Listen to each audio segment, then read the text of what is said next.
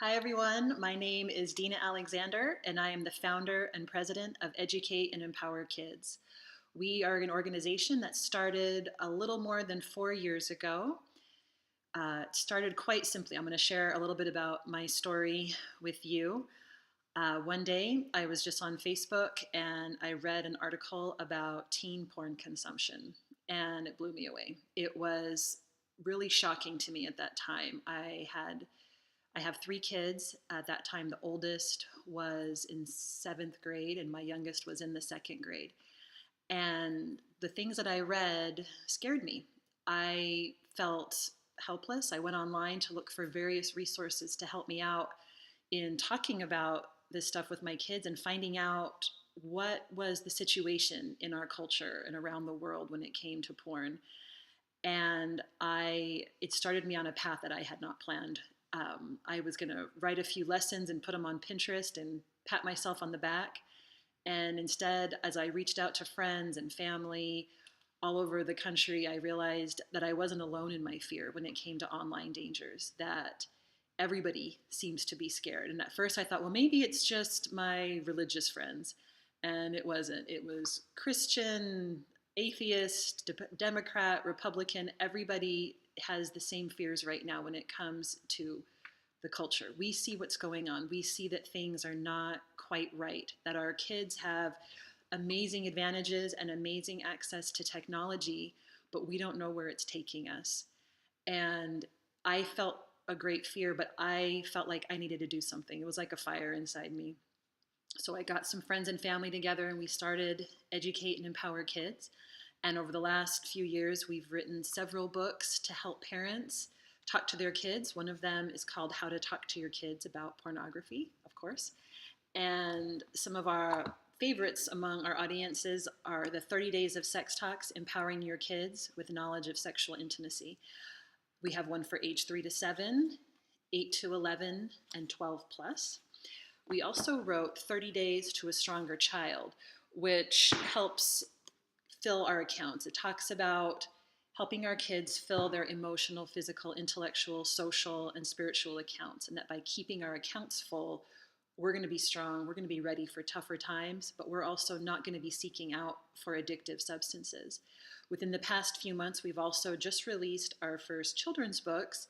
Two of them are about healthy body image, one for boys, one for girls, that address a lot of really interesting topics. They have some great discussion questions at the end. But this is the book that inspired this discussion for today. It's called Noah's New Phone, A Story About Using Technology for Good. Because it's so important that we talk about online dangers, but it's also important that we inspire our kids. We have to replace those negative behaviors that we see in ourselves, in others, online, replace those with something better. Get our kids dreaming and thinking about a better world where people are kinder online, where people know how to talk about tough topics online without being rude and offensive. And I love the Benjamin Franklin quote, an ounce of prevention is worth a pound of cure. And this has been something really important for me and for my family and in the work and the research that I have done. And so that often leads me to think about, okay, what would keep our kids out of therapists' offices in the future? What would keep our kids safe online? And a lot of that has to do with parents creating a home of openness and being able to talk about tough topics. I am a big believer in discussions and talking. Every night at dinner happens to be our time. And I'm a big believer in creating and establishing rituals that we can have every day in our homes that allow intimacy, that allow conversation. When my kids were younger, it used to be when they would go to bed at night, that's when they would say, come lay with me, Mom, and we would have a discussion. They would tell me about their day, and I would ask questions. But as they've gotten older, for some reason, the dinner table has been what has been a great place for us to talk about terrorism, to talk about divorce, to talk about death, to talk about sex, to talk about pornography, to talk about social media, to talk about bullying. All of these things that we need to be talking to our kids about because everyone else is talking and giving their version of it, that they need to know us. And we need to remember as parents that we love our kids more than anybody and we know them better than anybody. So that's why we need to establish ourselves as the source. we need to be the ones sharing the most important information with our kids. Research shows that we believe the first source we hear, so we want to be that first source. And when we tell our kids, when we talk about tough topics like sex, like pornography, like bullying, we're telling them that we're open to those discussions, that you can come and ask me anything. And it's also important for us to say those words. You can ask me anything about this. Now, a lot of parents that we've talked to all over the country have a lot of fears. And this is something that I think each of us needs to take a little inventory of. What is it that we are fearful of when we want to talk about social media with our kids, in setting rules with social media, in talking about other online dangers? And whenever we go one-on-one, or I talk with parents more specifically, their fears are usually much smaller than they think they are. They kind of go, oh, I'm scared to talk about sex with my kids, or I don't want to talk about pornography. I might get them more curious or something. Those fears tend, when we analyze them, tend to get smaller and smaller. And we will realize that these conversations are also just not one-time discussions, but that they are ongoing discussions, because we open the door and we start creating that home where our kids can ask us anything. And so, but I think first, in order to keep our kids safe, we need to understand the dangers. What is it that's going on in the world? What is the world that our kids are living in? And I think it's important to note that it's a different world than when you and I were kids. I'm 40 years old right now, and things are different. I grew up in a print-based culture where my parents got a newspaper every day. That is where the big source of our news was, or was a 1-hour news program in the evening, and that was it. Whereas now we are in a completely image-based culture, that we get most of our information from videos just like this, or from pictures. And most of us are image illiterate. Most of us don't understand how to read images, how to understand what is going on in a picture, what is the message that is trying to be told to me or sold to me. Also, part of that world that our kids are living in is one that bullying is becoming a little more frequent, and that is again because of that time that we're spending behind screens. It's been said that 25% of all adolescents and teens have been bullied, and that over 50% of them will never report it to their parents. And so this right now is a great discussion to have with our kids at dinner tonight. What is bullying? Where have you seen this? How can we avoid it? How can we be better online? And so this can help our kids to really focus their behavior. Who am I online? Is it the same person that I am offline? How can I merge those two identities into one, so that I'm not portraying one person to my parents and portraying another person to my friends? Because this is becoming easier and easier to do the more time we spend behind screens. So we need to that's something that we really need to focus on as parents, is blending those two identities. And we're finding more and more that social media is just as addictive as any other screen activity, just as addictive as pornography or gambling. There is so much that is going on with social media. It is where our kids live.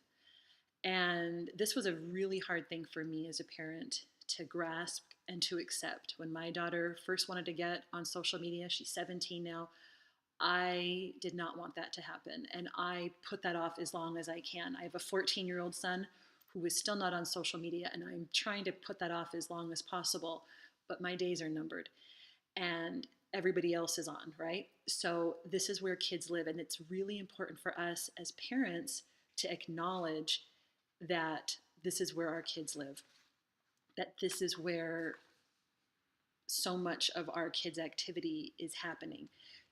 And to take them off, for some kids, it's the equivalent of social suicide. But it's also where we're seeing a lot of behavior. So we're talking about the negatives first here when it comes to social media, before we start talking about what are the great things that we can do with social media. But since so many of our kids are on there, it's vital that we talk about it. So what we're finding a lot of is more bullying, less rules, less standards. We're getting used to seeing more deviance. We're used to seeing kids that are now sexting, that are self-objectifying in ways that you and I never would have done.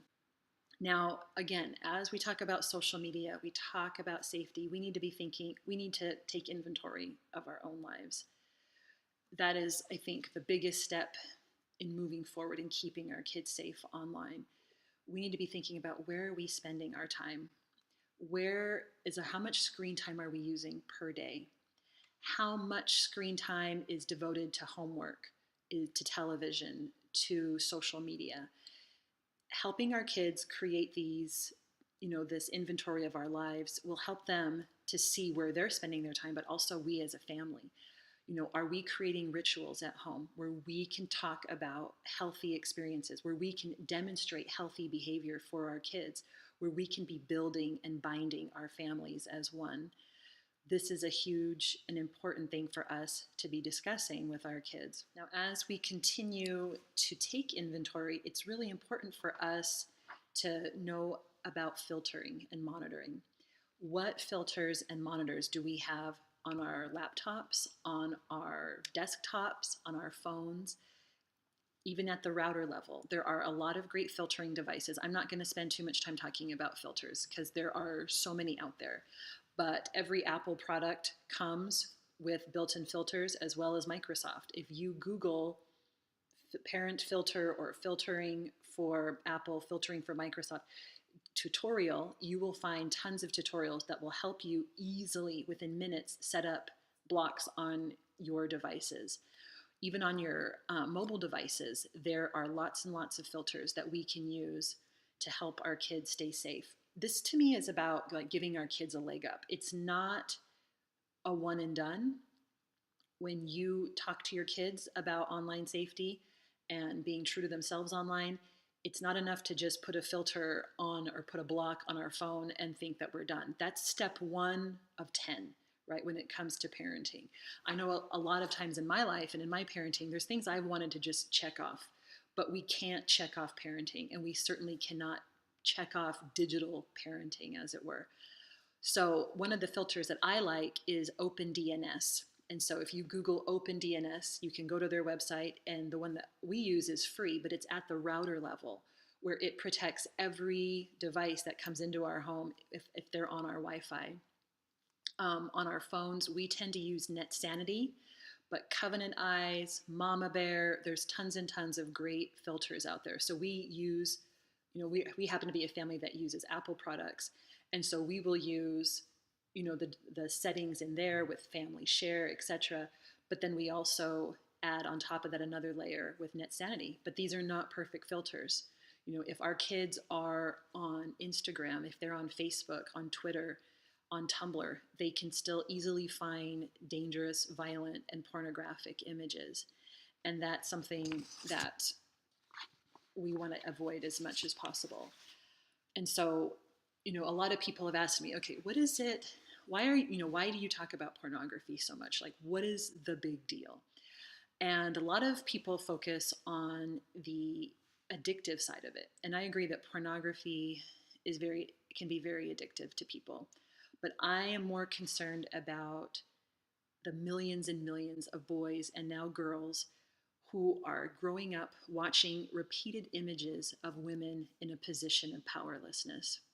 This is what frightens me. This is what worries me, because everything that I have ever seen in pornography is just continually, to say that women are being objectified, to me, is a punchline at this point. It is so far beyond objectification. It is to the point of humiliation. It is to the point of degrading women into nothing. That position of powerlessness is displayed in every single pornographic thing that I have seen.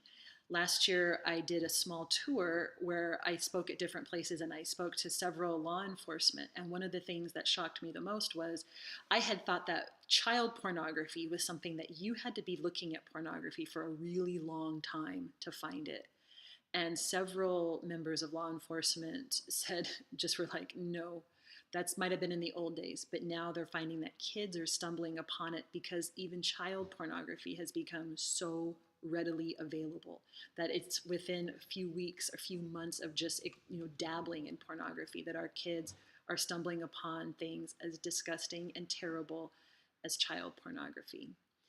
But even just taken aside, say, regular pornography, we have to realize that what is being taught in there is nothing artistic, it's nothing beautiful, and it's nothing intimate. So when we talk about pornography, we also have to talk about its opposite. We need to talk about sexual intimacy so that they understand, so that our kids understand the difference. Because there's no intimacy in pornography. There's no hand holding, hugging, very little kissing, if any. It is always about the act, and it is always some sort of body punishing act for women. And as we talk about pornography, we need to help our kids understand that it's natural to be curious because they're going to come across it. Their friends are going to be watching it. Their friends are going to be talking about it, especially middle school and high school. They need to understand that it's natural for them to be curious about sex, to be curious about seeing pornography, and that is okay, that is a natural biological necessity for us in the human race is to be curious. We want them to be curious, but they also need to know how to avoid it. So when it comes to younger kids, they need to know what it is and where they might be exposed. They need to know what the word pornography is, even when they're little, because if you're handing them this to play a game or to just go online and look at a video, there's a very likely opportunity for them to see pornography. So they need to know what that is. And it can be a very simple definition. It does not need to be very involved. You can just say, pornography is people with little or no clothing on. And if you see something like that, come and talk to me. Like, it can be that simple for young 3, 4, 5-year-old children. You know your kids, so you know what they will respond to, what they will understand. But they need to understand where they might see it. Is that going to be on a phone, on a laptop, at a friend's house, on the school bus, at scout camp, at Girl Scouts? Where might they be exposed? And we need to continually remember for ourselves and for them that it's better to be prepared than to be scared. So we want to prepare them. Preparing them with this information is not stealing their innocence. It's not creating curiosity. They're already going to be curious no matter what. This is about empowering them with knowledge. It's like knowing, ahead of time, hey, there might be this situation, but mom and dad are here for you. We're going to prepare you for it. So knowing what it is, knowing where they might find it. We also want to be able to give young kids particularly, and older kids, the run plan. So having a run plan means that you will be able to run means, to run away from it, to get away from it. The you in the run plan is to understand it. So to talk to mom and dad about it so they can help you make sense of it. Most kids don't understand what they're seeing. It's usually a shock to their senses. They might be simultaneously traumatized and aroused by it. They might be just curious about it, or it might scare them. That is where they need to be able to come to you. That's why we want to be able to talk about it with them first before they've seen it, so they know they can come and talk to mom and dad. The N in the run plan is to never seek it out again. So we want to encourage our kids as much as possible to never seek it out again, to help them know that there are ways to find out good information about our bodies, about sex, without looking at pornography. That you will tell them answers, that you will show them books, that they can learn about anatomy, that they can learn about sex without it being in this violent, misogynistic atmosphere of pornography. Now, with older kids, it's important for them to know that information as well, where they might see it, what they should do if they do see it. But they also, it should be discussed with them, how they can, get away from a situation, because it's going to be at lunchtime, it's going to be after school, a friend is going to have it. What can they do? And it's also important for older kids to know why. Why does pornography exist? This is a discussion I've had over and over again with my kids. Why do we allow this exploitation to happen? Because if we talk to our kids about pornography, we need to talk to them about the opposite, which is healthy sexual intimacy. Now, I'm not going to go too much into that, but again, because you can check out our books, 30 Days of Sex Talks, if you would like more information. And our website, educateandempowerkids.org, also has tons and tons of information about talking to your kids about healthy intimacy. So now, in talking about all of these topics, it's important for us to talk about media literacy. Why is it important to talk about media literacy?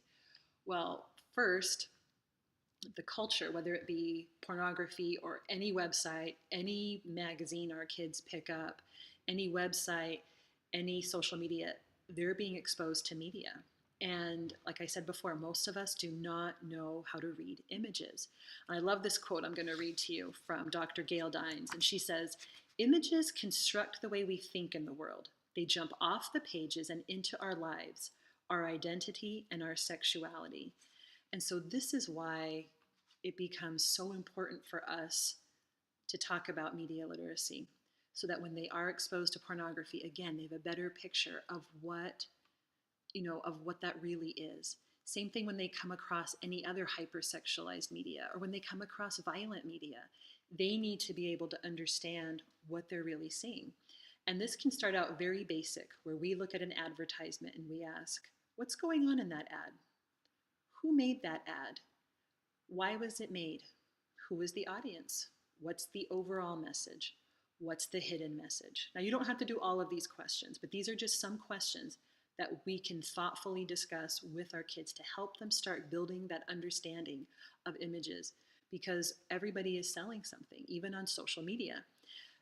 Something that I've liked to show is with my kids is my own social media account. And I've talked about in different audiences, what am I selling? When in my personal page, I show different pictures. And what am I selling? Well, I'm selling good mommy, right? I show pictures of, me with my kids doing service, right? Good mommy forces her kids to do service. Good mommy organizes her Legos beautifully. Good mommy takes her kids on trips, right? So we all have these different things that we're selling. But again, it's important for our kids to understand that it's not just them, it is every single one of their friends that is selling something on social media.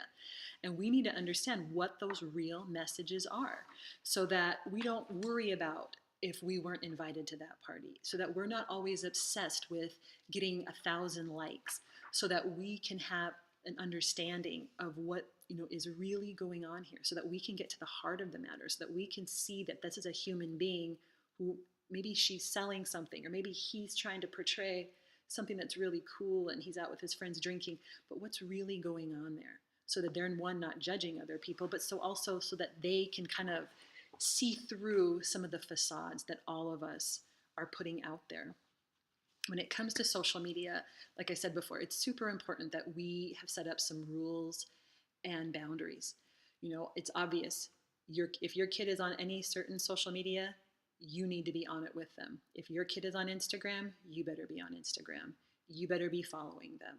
You better know how to find out if they have a fake Instagram account, if they have a Finsta. It's very common. You need to know about that. You need to be having open discussions with them about what they're posting. What are their friends posting? What does it mean when we post certain things, certain pictures? But as we comment, are we commenting kindly? Are we being helpful? And so as we talk about social media, it's a great jumping off point for us to talk about using technology for good.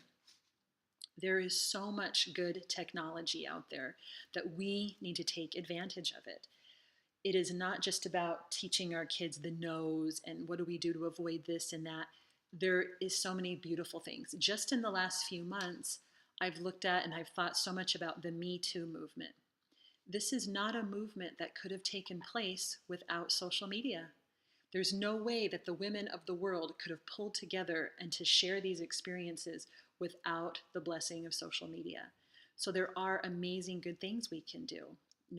So again, this is a great time for us to take inventory. Every piece of technology out there, laptops, phones, has potential for evil and for poor usage, but it also has a huge potential for good.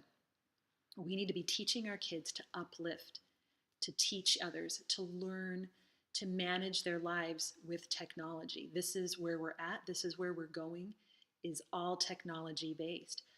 So we need to be setting that example. When we post something kind online, it is okay for us to show our kids, hey, look what I posted, or hey, look at this article I found. But we also can be helping our kids to discover useful apps and useful websites. There is a great website called justserve.org where you can find service all over the country. There's a great app called Be Golden. It's called Golden Opportunities, and that is an app that you can find service opportunities, again, in your local area. All of these opportunities for good are becoming easier and easier for us, and we need to take advantage of them.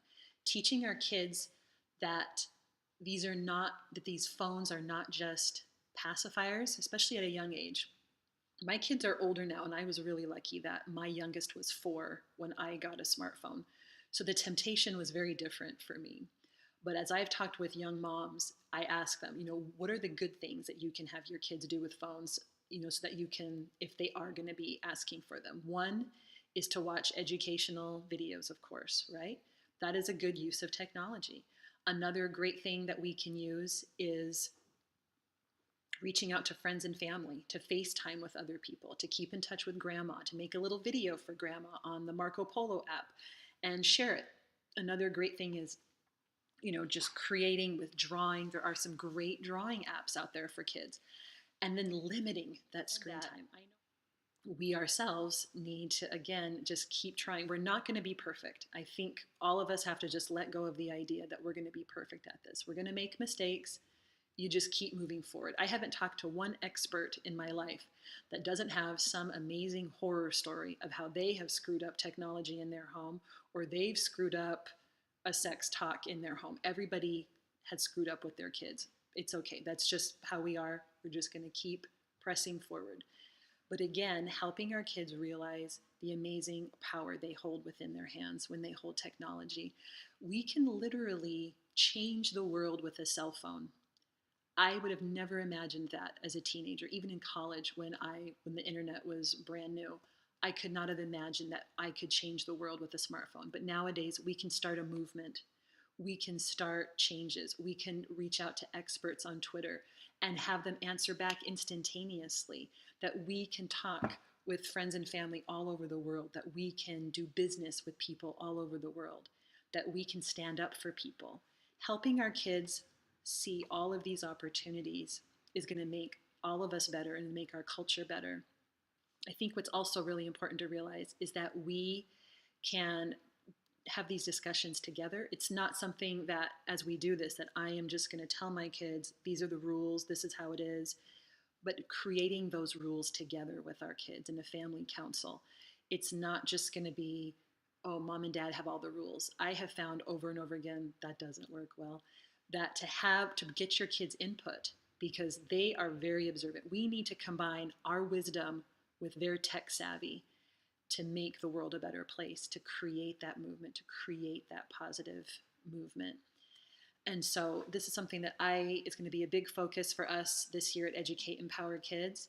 You can keep checking back on our website for more resources.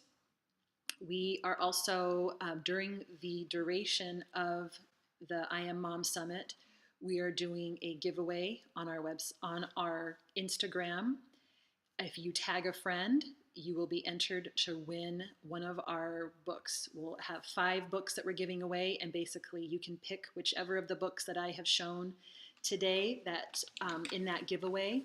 Right now, like I said, right now we have our newest is our kid books, and so these are kind of like our most popular books right now. But any book is up for that giveaway if you tag a friend on Instagram on any day on January 23rd, 24th, or 25th. We are also doing a Kindle sale on our adult books. So all of our adult books will be on sale on Amazon, the Kindle versions, if you want to check on that. Any questions that you guys have for me, please feel free, reach out to us again through Instagram or Facebook. We are also on Twitter, or you may email us at info@educateempowerkids.org, and we would be happy to answer any questions. This was a short time, and so I thank you for watching with us. Again, I'm Dina Alexander, and thanks so much for listening.